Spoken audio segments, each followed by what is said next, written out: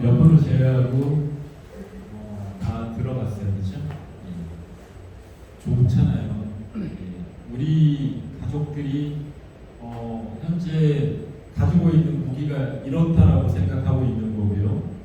우리 미래에 갖고자 하는 전략적 자산은 나는 이게 갖고 싶다라는 것을 다 공표한 거예요. 서로 지금부터는 아주 긴밀한 서로의 릴레이션십들이 필요한 거예요. 서로 도와주는 거고요. 또는 필요할 때 적재적소에 잘 지원해 줄 필요가 있는 겁니다. 그리고 이거를 발표하기 전에 제가 얘기했던 부분에 대한 사항을 잊으시면 안 됩니다. 원칙과 기준을 꼭 정하셔라.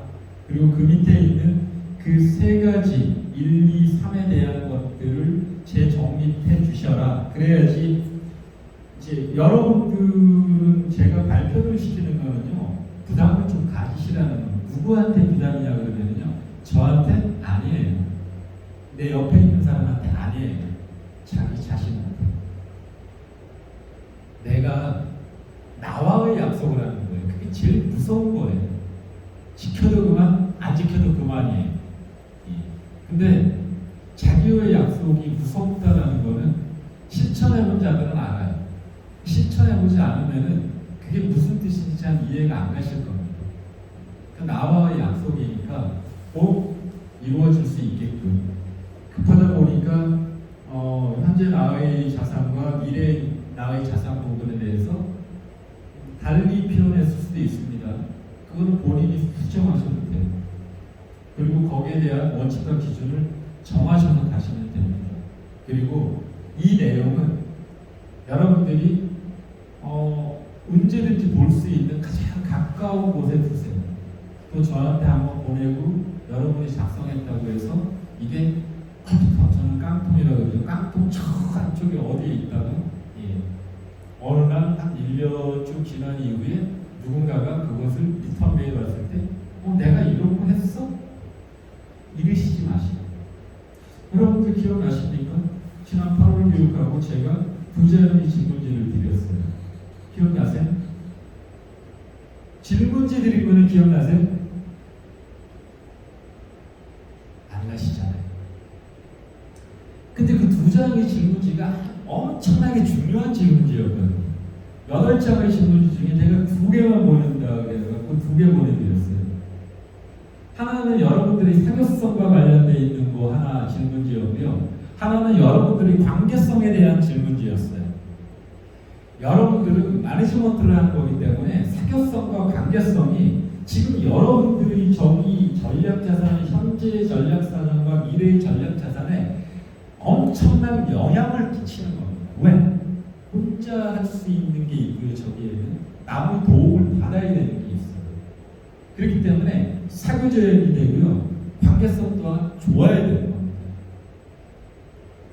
제가 드리는 게 그냥 아무런 연관성이 없이 간다라고 생각하지 마시고요. 한번 곰곰이 잘 이렇게 살펴보십시오. 그것들은 하나의 점으로 교육 시간에는 하나의 점들을 찍는 거지만 그 그래프를, 그 선을 이렇게 한번 이어가시면은 어떤 형태가 이루어집니다. 방향성이 나옵니다.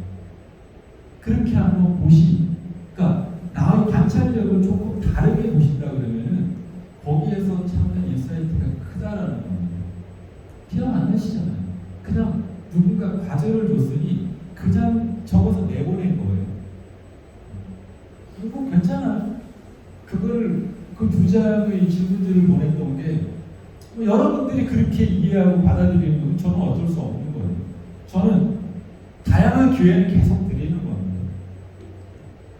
여러분이 여러분 스스로를 빌드업할 수 있는 이 또한 에필로그 그렇게 스스로 정한 것이라면 어려움이 엄청나게 많을 거예요. 저게 지금 여러분들이 1분이라는 시간을 얘기했는 거지만 이루어질 수 있을 것 같아요. 어찌 보면 오늘 얘기한 게 하나도 안 일어날 수도 있어요. 하나도 비슷하게도 안 일어날 수 있어요. 그렇지만 또 다른 생각하면요, 비슷하게 일어날 수도 있고 적천대로 일어날 수도 있는 겁니다. 근데 그렇게 하시려고 하면 엄청난 방해 동작이 필요한 거예요. 빌드업이 뜻이 뭡니까? 왜 축구에서 얘기하는 빌드업을 조직 내에서 자꾸 빌드업이라고 얘기합니까? 조직 내에서 성장을 하려고 하면 빌드업이 반드시 필요합니다. 축구에서 빌드업이 이거잖아요. 상대의 엄청난 압박을 뚫고 공격해서 골을 넣는 행위를 빌드업 한다는 거거든요. 여러분들이 적어놓은 거는요, 시간적 제한, 물리적 제한, 장소적 제한, 여러 가지 한도 끝도 없는 제한을 받게 돼 있습니다. 방어망이 쳐져 있는 거예요. 태클을 하고 잡고, 공을 몰고, 여러분들이 원하는 골을 못 넣게끔 잡아당기고 반칙하고 패고 별짓이 다 일어납니다. 그것을 이겨내고 빌드업해서 여러분들이 골을 넣기 위해서는 여러분들이 정한 거잖아요. 제가 정한, 저는 박스만 드린 거고 저는 그 알맹이까지 드린 거잖아요. 그 나이키 박스 안에 신발을 신으시고 다른 전부 넣으시면 돼요. 저는 박스를 드린 거고 그 안에 알맹이는 여러분들이 채워가시면 돼요. 이런 겁니다. 내가 무엇을 알고 모르는지에 대해 아는 것, 이걸 메타인지적 사고라고 말씀드렸잖아요. 가로에 적혀 있듯이 현재의 나를 아는 게 제일 먼저입니다. 그래서 전력 자산에서 현재 자산을 제가 적으라는 겁니다. 현재의 나에서부터 자신이 부족한 부분을 보완하기 위한 계획, 되고 싶은 나, 자신을 세워보라는 거였어요.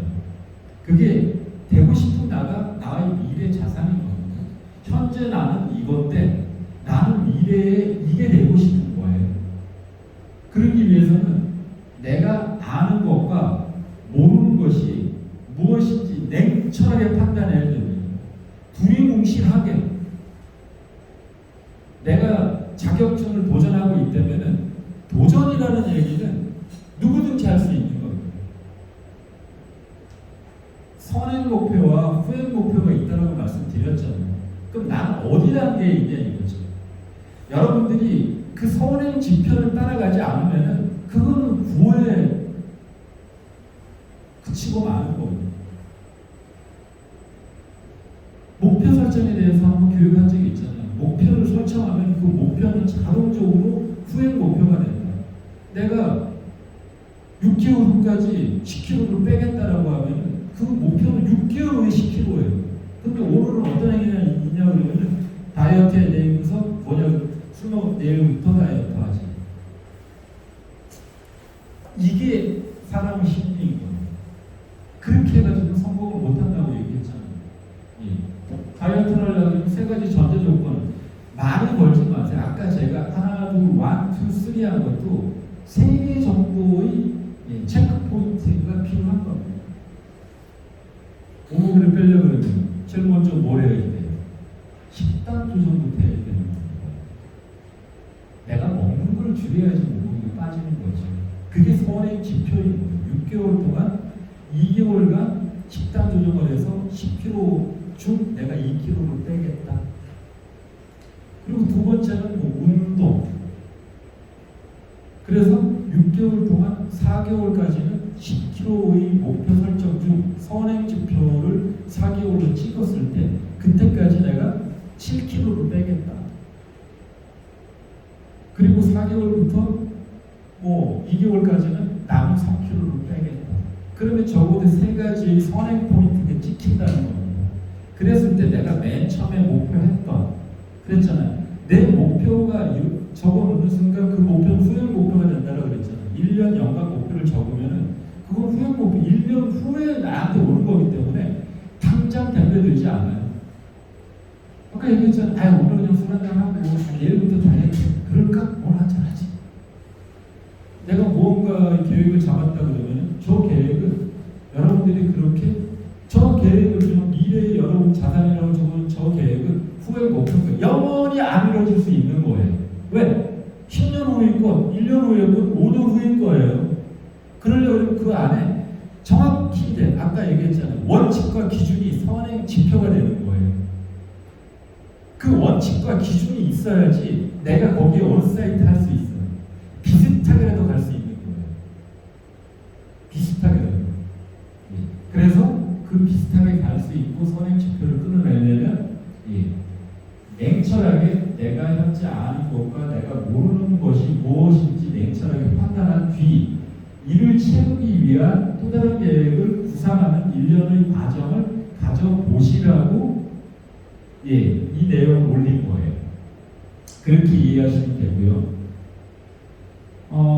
우리가 다 일을 하잖아요. 저도 그렇고 여러분들도 그렇고 뭐 직장 생활하잖아요. 그러면 남이 정해준 해야 할 일과 스스로 정해서 해야 할 일 둘 중에 저거는요 여러분들이 스스로 정해서 하고자 하는 의지가 담긴 거예요. 남이 정해준 일은요 주어진 일만 하면 돼요. 제가 이거 몇 월 며칠까지 작성해서 달라는 게 여러분들 저한테 12월 3일까지 보내주고 11월 말까지 보내줬잖아요. 그러면 거기서 피니시 끝나는 거잖아요. 저희는 그런 게 아니에요. 그렇게 여러분 스스로가 정한 일은 필사적이지 않으면 여러분들께 하나도 안 됩니다. 제가 필사적이라는 표현을 쓴 겁니다. 제일 강한 표현입니다. 필사적이라는 죽기 살기고요. 더 강한 표현은 없어요. 필사적이지 않으면 안 돼요. 누가 이렇게 얘기하면 저렇게 얘기할 겁니다. 뭘 그렇게까지 해? 인생 한 번 왔다 사는 거 적당히 살다가 아니 맞아요. 맞아요. 제가 그게 틀리다는 게 아니에요. 그렇게 사실 분 그렇게 사시면 돼요. 저는 그렇지 않은 분께 기회를 한번 주고 계획할 찬스를 한번 드리고 싶은 거예요. 그냥 뭘 그렇게까지 하고 싶을 정도로 하지 마세요. 그 안에 진심을 담으시라는 거예요. 그렇게 여러분 스스로가 정한 거잖아요. 그렇잖아요. 제가 박스는 좋지만 박스 안에 무엇을 채울 건지는 여러분들이 선택한 거거든요.